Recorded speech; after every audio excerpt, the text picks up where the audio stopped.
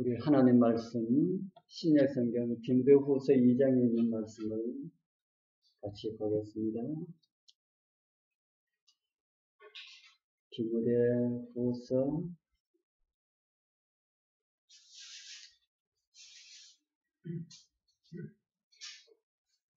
340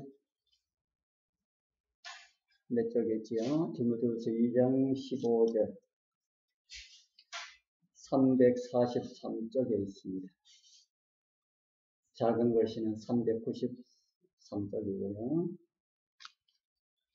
디모데후서 2장 15절 우리 찾으셨으면은 우리 같이 읽어 보겠습니다. 디모데후서 2장 15절 너는 시작 너는 진리의 말씀을 옳게 분별하며 부끄러울 것이 없는 일꾼으로 인정된 자로 자신을 하나님 앞에 드리기를 힘써라. 아멘. 우리 성도님들 잘 지내셨습니까?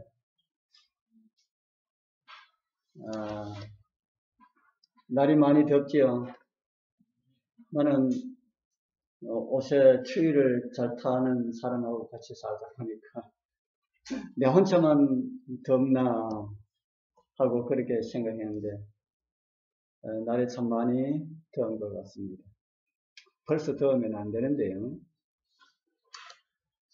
오늘 저는 이렇게 성경을 읽어라 라는 제목으로 성경을 어떻게 읽고 어떻게 이해하는 것이 바른 성경적인지를 함께 좀 살펴보도록 하겠습니다. 오늘 우리가 읽은 이 디모데후서 2장 15절의 말씀은 사도 바울이 그의 영적 아들인 디모데에게 보내는 편지의 내용이지요. 무엇을 옳게 분별하라 합니까?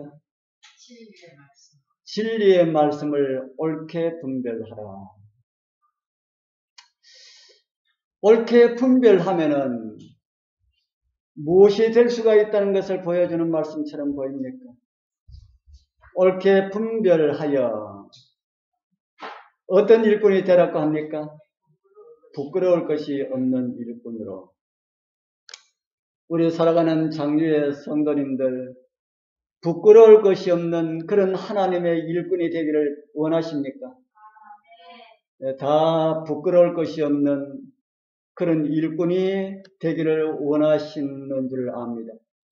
오늘 말씀을 통하여 그러한 답을 얻고 우리 모두 다 부끄러울 것이 없는 하나님의 일꾼들이 되어서 주님께 드려진 바 되고 주님 미래 쓰임받는 그런 종들로 살아가게 되기를 축복합니다. 지난번에도 한번 말씀드린 일이 있지만은 이 세상의 교파가 얼마나 될까요? 이 세상의 교파가 참 많이 있지요. 그 중에 기독교의 교파는 얼마나 될까요? 기독교의 교파. 제가 간판들을 이리저리 해가지고 올렸는데, 제가 지난번에 진짜와 가짜를 말씀드릴 때에, 좋은 것이 가짜가 많다 그랬습니까? 별로 안 좋은 것이 가짜가 많다 그랬습니까? 좋은 것이 가짜가 많다 했지요.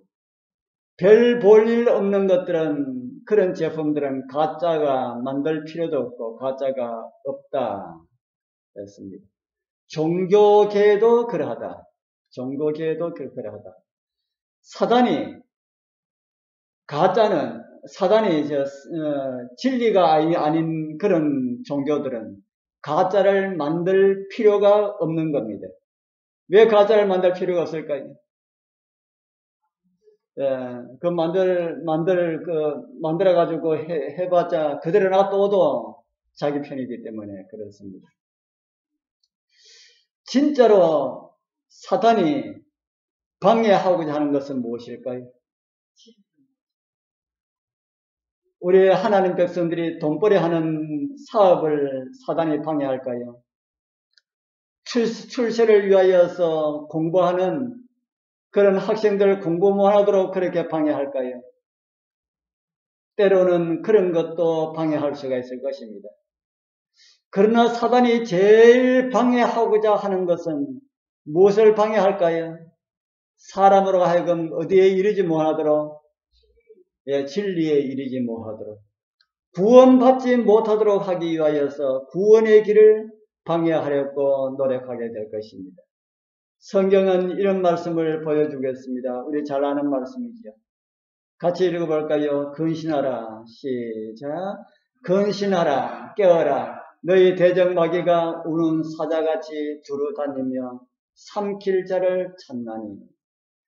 대적마귀가 무엇처럼이라 합니까? 우는 무엇처럼요? 우는 사자처럼. 무엇을 찾는다 할까요? 삼킬 자를 찾는다. 우리 성도님들 사단의 먹잇감이 되지 않길 바랍니다.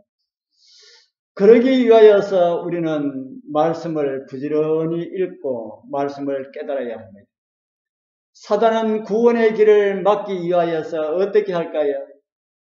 사단은 구원의 길을 막기 위하여서 구원의 길이 있는 예수 그리스도를 믿는 종교를 어떻게 했습니까?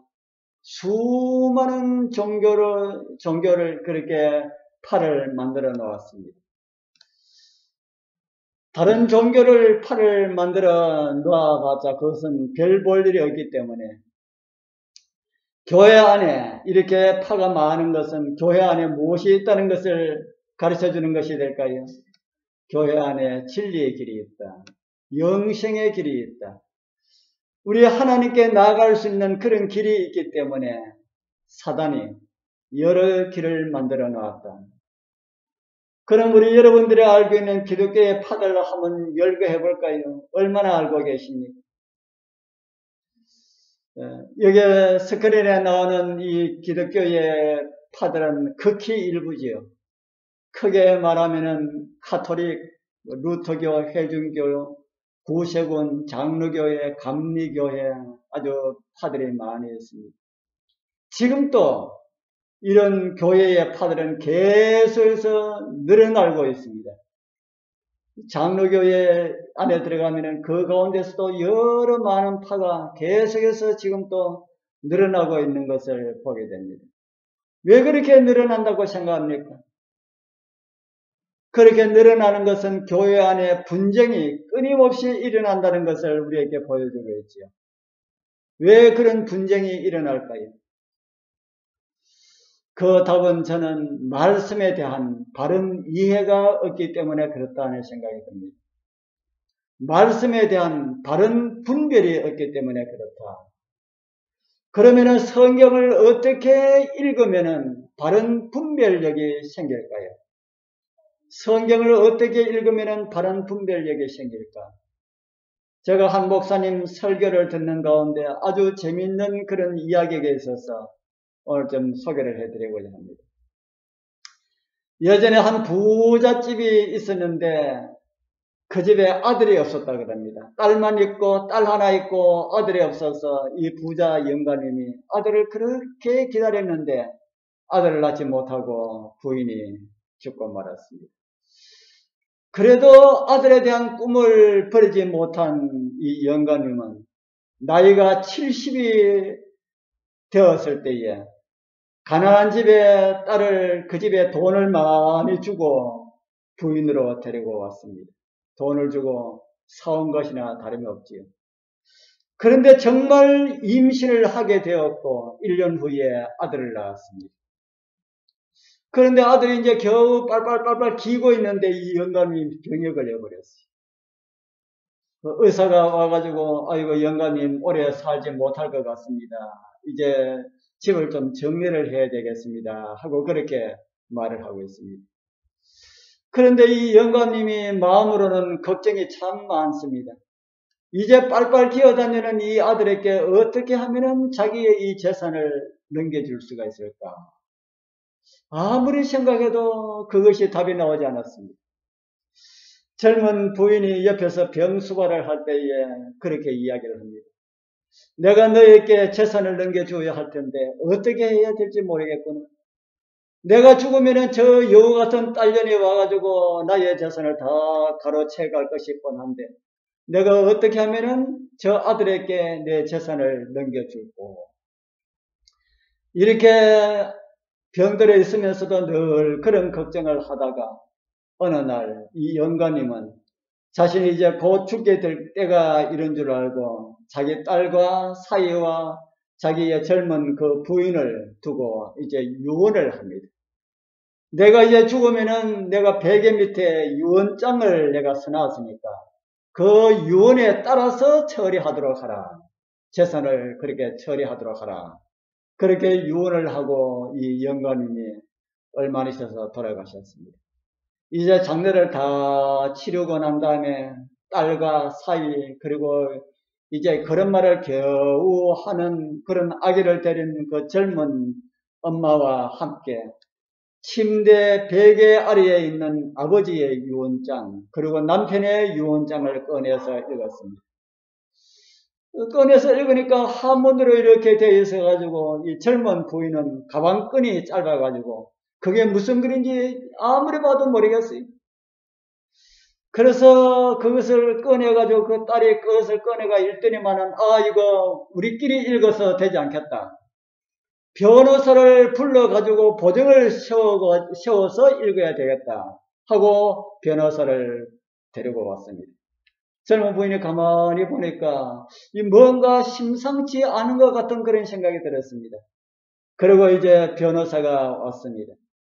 그 영감님의 유언장에 이런 글이 서 있었습니다. 그래서 젊은 부인이 너무 궁금해가지고 변호사님한테 물었습니다. 변호사님, 이 글이 무슨 글입니까?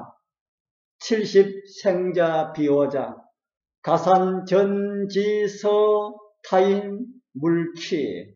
이 글이 무슨 글입니까? 저는 이 글이 무슨 글인지 무슨 자인지 저는 알지 못하겠습니다 하니까 그 변호사가 이 글을 해석을 해줍니다. 70생자 비호자라는 말은 70에 낳은 아들은 내 아들이 아니다라는 말입니다. 그리고 가산전지서 타인 물취라는 말은 재산을 사위에게 넘긴다. 다른 사람은 터치하지 말라는 말씀입니다. 했습니다. 누가 놀랐습니까? 이 젊은 부인이 깜짝 놀랐습니다. 살아생전에 영감님이 자기에게 늘 하시던 말씀하고는 전혀 다른 말씀이 거기에 적혀 있으니까 젊은 부인은 놀랐습니다. 그래서 영감님이 돌아가시고 이제 장례를 다 치른 다음에 이 젊은 엄마와 아들은 그 큰 집에서 쫓겨나게 됩니다. 그리고 딸은 이 쫓겨난 이 젊은 엄마와 또 이제 겨우 걸음마하는 이 동생에게 그래도 굶어 죽게 놔두지는 않고 조금의 재산을 주어서 겨우 이렇게 먹고 살도록 해 주었습니다. 이제 그 아들이 점점 자랐습니다. 이 아들이 청년이 된 어느 날 아들이 어머니에게 묻습니다. 엄마, 우리 아버지가 늘 부자라고 했는데 왜 우리 이렇게 가난해? 그랬습니다. 그리고 어머니가 무슨 말을 할까요? 사실 이야기를 모두 다 아들에게 이야기해 주었습니다. 너희 아버지가 살아계실 때 항상 너에게 재산을 넘겨줘야 할 텐데 라고 걱정을 하셨는데 유언장에는 그렇게 되어 있지 않겠니? 그래서 어쩔 수 없이 우리는 이곳에 나와서 그렇게 산단다. 아니 도대체 그 유언장이 어디 있는데요? 누님 집에 있으니까 가서 봐라 그랬습니다. 그래서 이 아들이 누님 집에 가서 나이가 많은 자기 어머니보다 나이가 더 많은 그런 누님 집에 달려갑니다. 그리고 누님 저에게 그 유언장을 한번 보여줄 수 없습니까? 하니까 이 누님의 말, 아이고 그래 오늘아 내가 이럴 때 네가 나중에 크면은 털못이 유언장을 보여달라고 할 것 같아서 내가 유언장을 아주 잘 놔뒀단다 하니까 유언장을 보여주는데 이런 글이거든요. 뭐 잘 몰라도 이 글을 그대로 뺏겼습니다. 그대로 뺏겨가지고 이 글이 무슨 글인지 나는 모르지만은 제가 다시 한번 더 알아보고 오겠습니다. 그래서 이 글을 잘 뺏겨가지고 그 지역에서 제일 덕망이 있고 아주 모든 일들을 잘 본다고 하는 변호사 사무실도 찾아갑니다.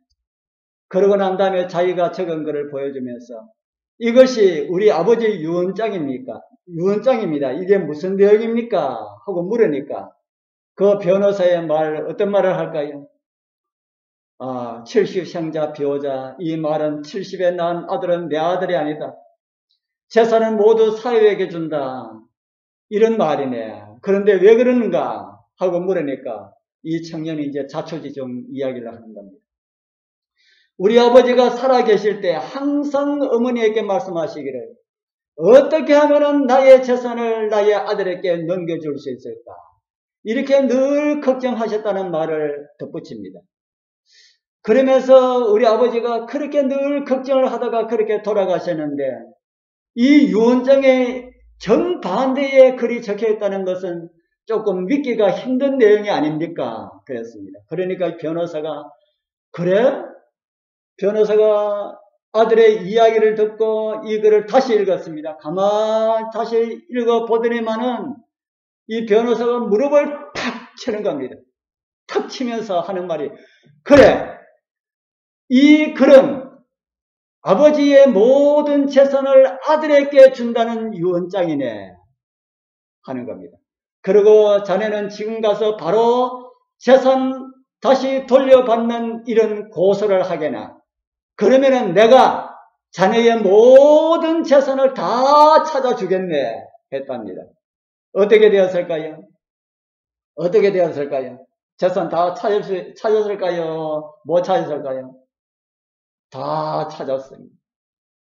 어떻게 글자 하나 안 바꿔졌는데 완전히 다른 결론이 날 수 있을까요? 왜 그럴까요? 영감님이 이 글을 쓸 때에 점을 찍지 않았습니다. 점을 찍지 않았기 때문에 읽는 사람이 어떻게 읽느냐에 따라서 글의 의미가 달라지는 말이라 하는 겁니다. 여러분들 아버지 가방에 들어가신다라는 이야기 우리 학생들도 들었지요? 뭐 때문에 아버지 가방에 들어간다는 말이 되었습니까? 띄어쓰기가 없고 점을 안 찍었기 때문에. 그처럼 이 글에도 점을 찍지 않기 때문에 읽는 사람에 따라서 어떻게 읽느냐에 따라 가지고 달라진다 하는 겁니다. 그래서 변호사는 이 젊은 아들에게 이야기하기를 자네 아버지는 정말 지혜로운 분이시네. 재산을 아들에게 주기 위하여서 재산을 지키기 위하여서 그렇게 이렇게 이런 글을 쓰셨네 하더랍니다. 그러하여서 그 아들은 소송을 하여서 아버지의 재산을 다 차였다는 이런 이야기를 들려주었습니다. 예수님께서 한 번은 이런 말씀을 하셨습니다. 이제 나중에 그는 엄마한테 물어보세요. 누가복음 10장 26절 우리 같이 한번 읽어볼까요? 예수께서 시작. 예수께서 이르시되 율법에 무엇이라 기록되었으며 내가 어떻게 읽느냐. 이곳에 율법이라는 말씀은 성경으로 이해할 수 있는 말입니다. 예수님께서 무슨 말씀하셨습니까? 성경에 무엇이라 기록되었으며 내가 어떻게 읽느냐. 어떻게 읽느냐가 중요하다는 말입니까? 중요하지 않다는 말입니까? 예, 어떻게 읽느냐가 굉장히 중요하다. 그래서 우리가 잘 아는 말씀이지요. 예수님께서 한편 강도에게 하신 그 말씀을 가지고 우리는 예수님께서 그날 그 강도에게 구원을 허락한 말씀이다 그렇게 했고 또 어떤 사람들은 그날 예수님과 함께 그 강도는 하늘에 들어갔다 이렇게 이야기하는 사람들도 있다는 겁니다. 성경을 읽는 것이 그렇게 중요하다. 성경을 어떻게 읽느냐 하는 것이 그렇게 중요하다. 그러면은 우리는 성경을 어떻게 읽으면 될까요? 우리는 성경을 어떻게 읽으면 될까? 누구의 마음으로 읽으려 했습니까? 예, 제가 오늘 성경을 어떤 식으로 읽는지 제가 조금 말씀을 드리려 합니다. 그 첫 번째로는 아버지의 마음을 읽어라. 누구의 마음으로 읽으랄까요? 아버지의 마음으로 읽어라. 에베소 1장 17절에 이런 말씀이 있습니다. 좀 길기 때문에 읽지 않겠습니다. 여기 보면은 성경을 하나님께서 깨닫게 해주신다. 계시의 정신을 주사 하나님을 알게 하신다. 이렇게 말씀을 하고 있습니다. 아까 드린 그 이야기에서 변호사가 처음에 읽을 때는 70에 낳은 아들은 내 아들이 아니다 이렇게 읽었는데 두 번째 읽을 때는 왜 그 아들이 아들이라고 인정했을까요? 글자 하나 바뀌지 않았는데 어떻게 사위에게 준 재산을 아들에게 준 것이라고 이해를 했을까? 누구의 마음을 읽었기 때문에요? 제3자의 마음으로 읽을 때는 그렇게 읽을 수가 있는데 아버지의 마음으로 읽으니까 글이 달라지더라 하는 겁니다. 70생자 비호자라는 말은 70에 낳은 아들은 내 아들이 아니다라고도 이해할 수가 있는 말이면서 70에 낳은 아들도 내 아들이 아닐 수가 있겠느냐라는 말로도 이해할 수가 있는 말이다 하는 겁니다. 누구의 마음으로 읽느냐에 따라서 그 의미가 완전히 달라진다. 어떤 아버지가 자기 아들에게 재산을 주지 않으려 하는 아버지가 어디 있겠습니까?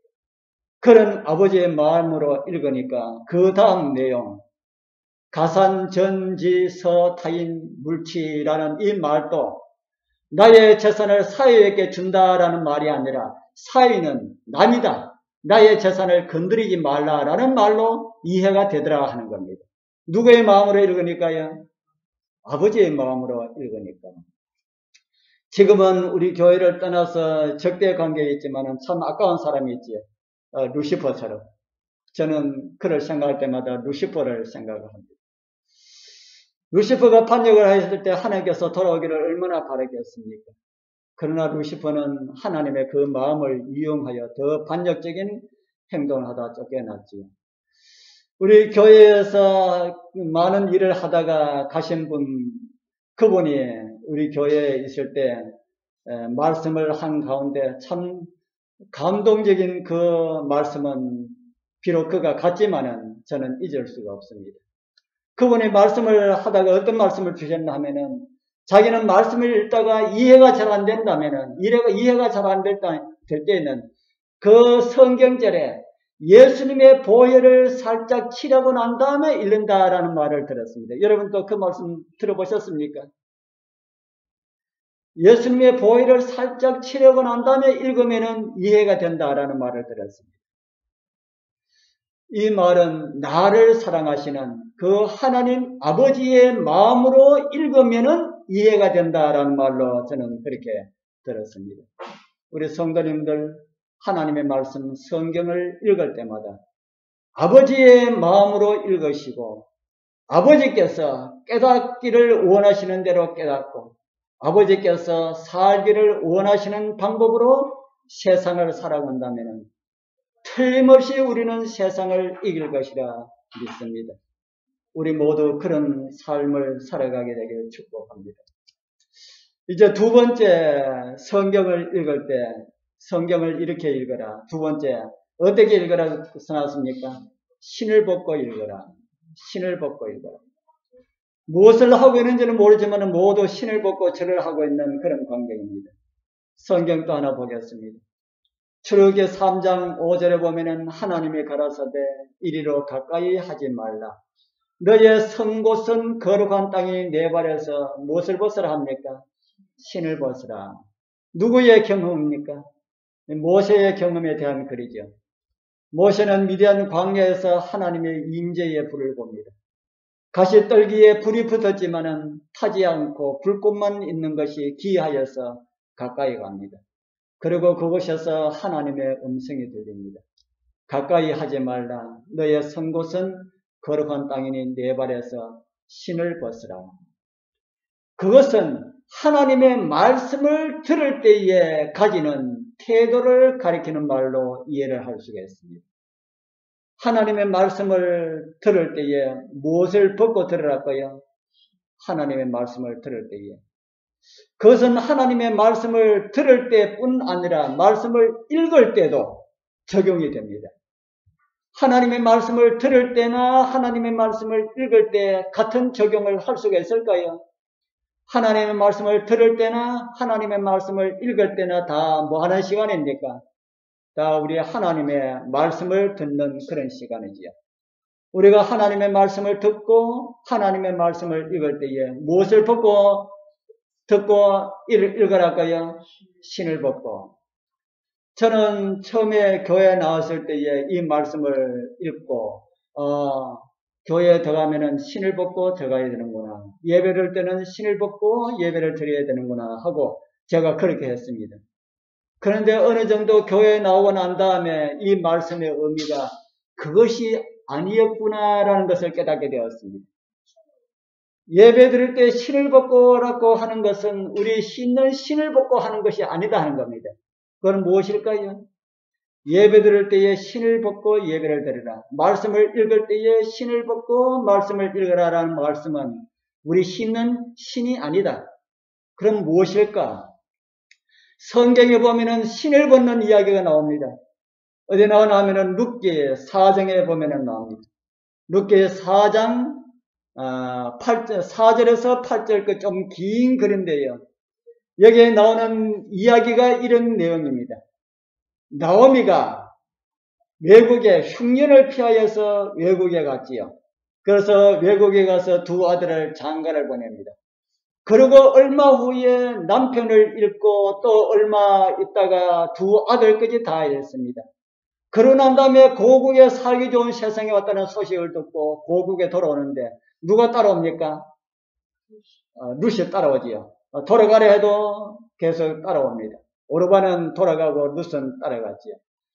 그 룻은 그의 어머니의 하나님을 믿고 살겠다는 이런 굳은 결심을 하고 있는 것을 보고 나오미가 데리고 옵니다.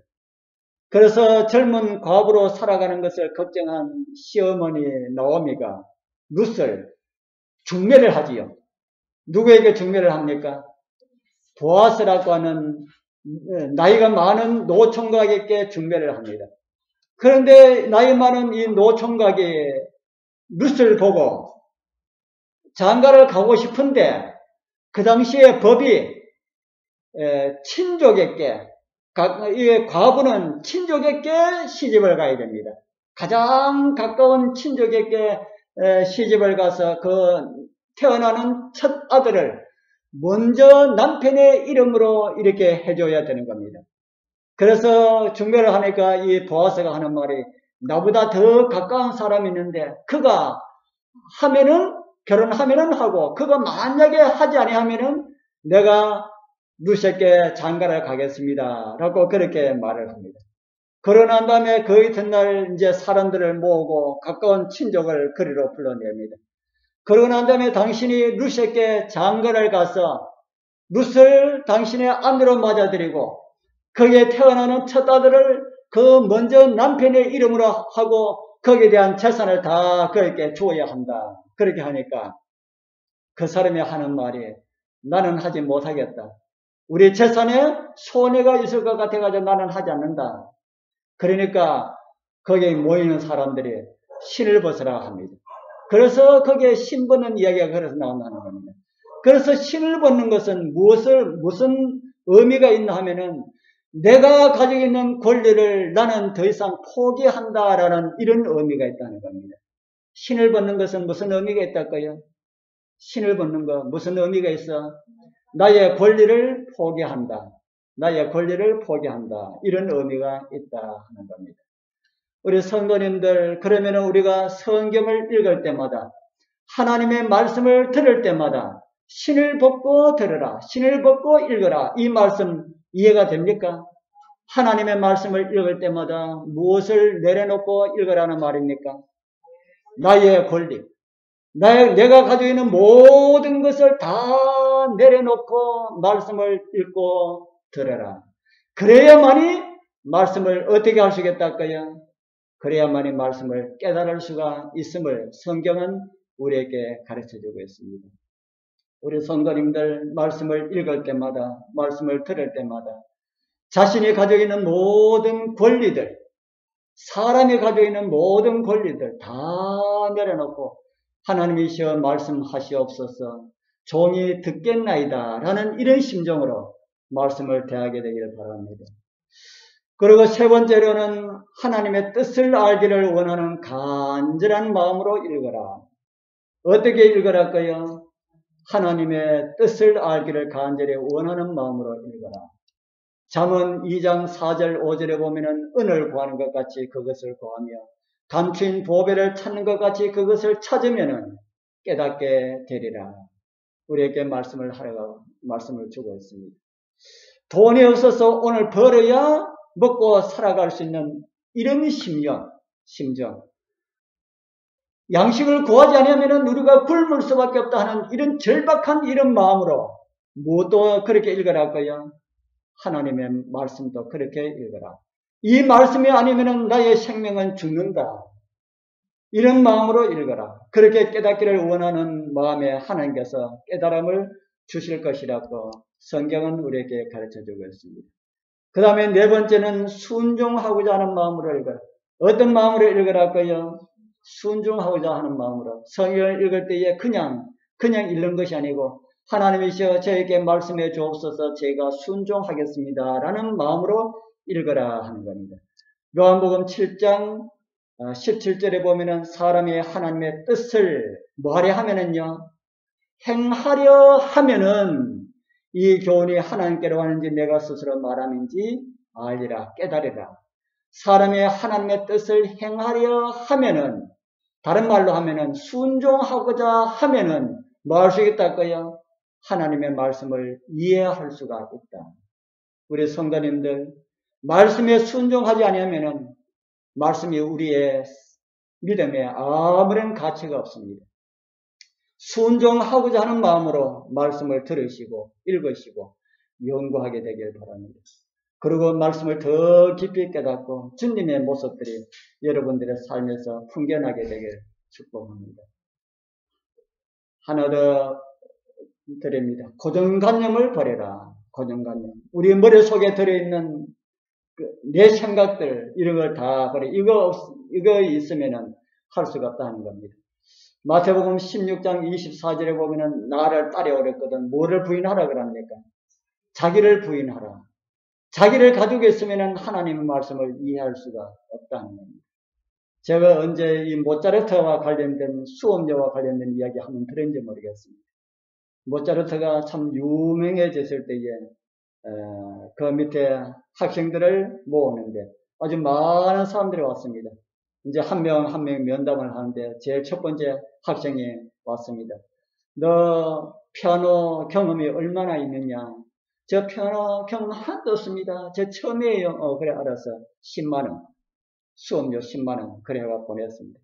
그 뒤에 아이는 엄마하고 같이 왔어요. 그래 학생은 피아노 경험이 얼마나 있느냐? 저는 우리 여기 도시에서 제일 유명하다고 하는 피아노 학원에서 5년간 다녔습니다. 그렇기 때문에 이제 조금만 더 하면 이제 될 것 같습니다. 그래? 너는 한 달에 50만원.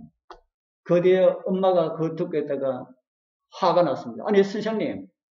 앞에 아이는 아무도 모르는 아이는 10만원이라고 그러고, 우리 애는 많이 안다 그러는데 왜 50만원을 받습니까? 하니까, 우리 그 모차르트가 이런 말을 했다고 합니다.